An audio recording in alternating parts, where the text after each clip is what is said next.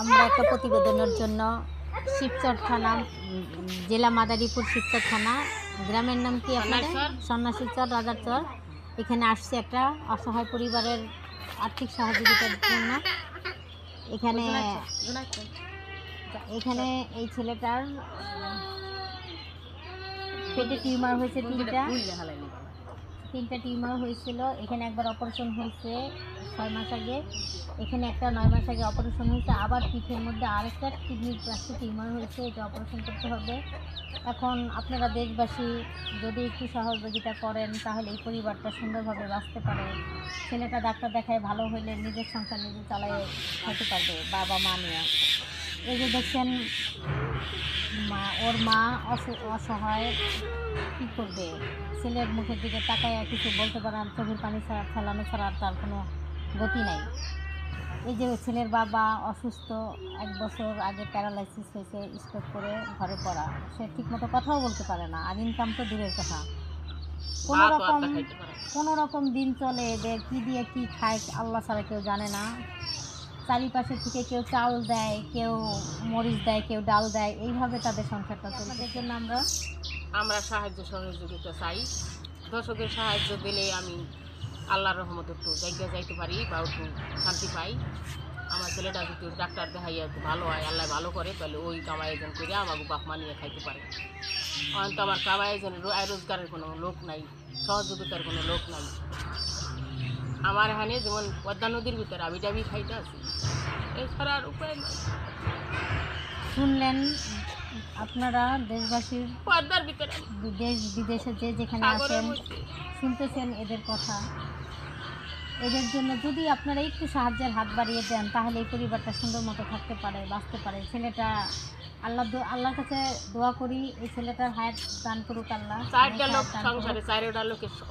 এই ছেলেটা এখন কোনো কাজই করতে পারে না, অসুস্থ, ডাক্তার পর্যন্ত দেখাইতে পারে না টাকার অভাবে। এখন আপনারা দেশবাসী যে যেখানে আছেন, যার ভালো মন আছে, সে যদি একটু সাহায্য করেন, ছেলেটা ডাক্তার দেখায় অপারেশন করে যদি সুস্থ হয়ে বাবা মা নিয়ে বাইচে থাকতে পারে, এটা আমরা আশা করি আপনাদের সবার কাছে।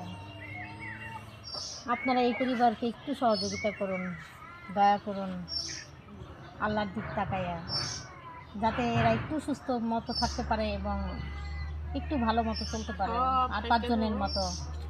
সবই থাকবো, কিন্তু মানুষ যাইবো, আর কিছু বলার কি আছে? চাই একটু সাহায্য সহযোগিতা চাই, যে আমরা একটু শান্তি দান পাই আল্লাহর রহমতে, মানুষের দয়াময়। আর কি বললে কি করব? শুনলেন তো আপনারা দেশবাসীর ভাই সবাই। দর্শকের হইলো একটা নড়ি আর বাঁশের লাঠি একের বোঝা, একটা বোঝা। তো দর্শক যদি আমার দিকে একটু টাকা, আমার কিছু না, ওই দিকে কিছুই না, আল্লাহর রহমত আর দর্শকের দয়া, তাহলে কিছুই না। প্রিয় দেশবাসী, আপনারা শুনলেন এই মহিলার কথা, অসহায় পরিবারের কথা। একটু সাহায্যের জন্য হাত বাড়িয়ে দেন, আপনাদের কাছে অনুরোধ, একটু সাহায্যের হাত বাড়িয়ে দেন, যাতে এই পরিবারটা একটু সুস্থ থাকে, মানুষের ভালো থাকে।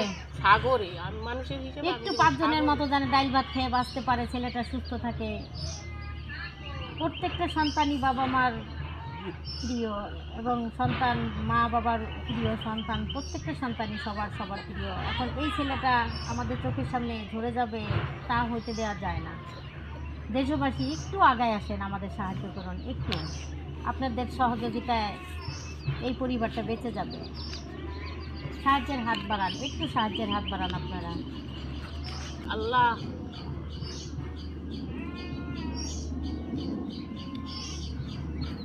আপনার কাছে চাই আমি সাহায্য সহযোগিতা। টাকা পয়সার অভাবে আমার সংসারটা এই অবস্থা, আর এক হলো আল্লাহর ইচ্ছে, টাকা পয়সার অভাব। এই সন্তানে আমার কামাইজন করে কম বেশ খাওয়াইছে, আমরা শান্তি চলছি। এখানে আমাকে কামাইজন নাই, বুড়ার কামাই নাই, সন্তানের কামাই নেই, মাই একজন পুরা, তার বিক্রি করতে পারি না। এখানে আমার সংসার হলো পদ্মা নদীর ভিতরে বাসটা আছে। এই মনে করেন এই পদ্মার ভিতরে আমি বাঁচতে লাগছি। শুনলেন এই মহিলার কথা, একবেলা খেয়ে থাকে, একবেলা না খেয়ে থাকে। ভাত খায়,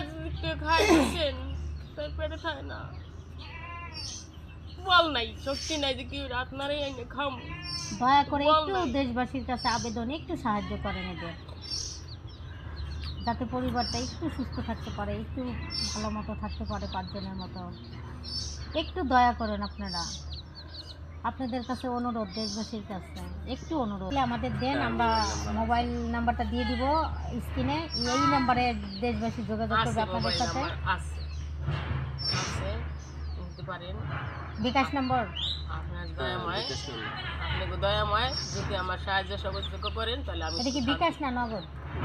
বিকাশ।